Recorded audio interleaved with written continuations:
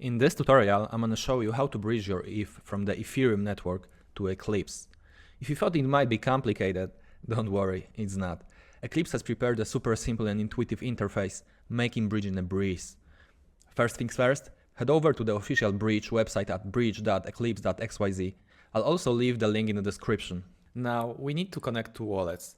The first one where you have your ETH, for me and probably most of you it's MetaMask, and the second one that supports Eclipse.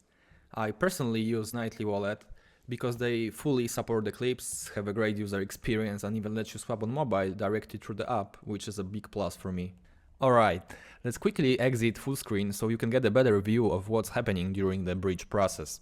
Once both wallets are connected, we're ready to bridge our Ethereum. Let's go ahead and bridge 0.1 ETH.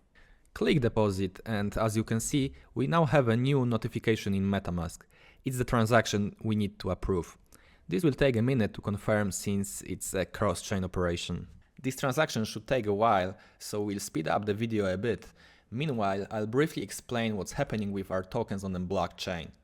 We've just sent 0.1 ETH to a smart contract on the Ethereum side. This contract will lock the tokens, so to speak, and send a confirmation to the smart contract on the Eclipse side.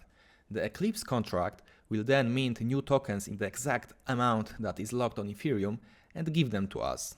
Now, we can freely use our ETH on the Eclipse network as the corresponding tokens have been minted and are available on this site. But what happens if we want to withdraw our money? Well, if we want to withdraw and move our funds back to the Ethereum network, the process works exactly the same, just in reverse.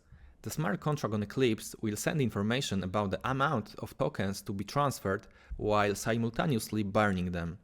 The Ethereum smart contract will then unlock the equivalent amount of ETH and send it back to our wallet. And we're done.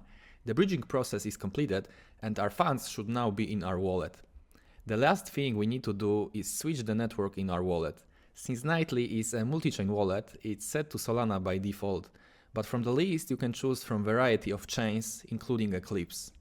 So let's switch to the Eclipse network, and there we go. Our 0.1 ETH has been successfully bridged to Eclipse, and now we can use them freely on this chain.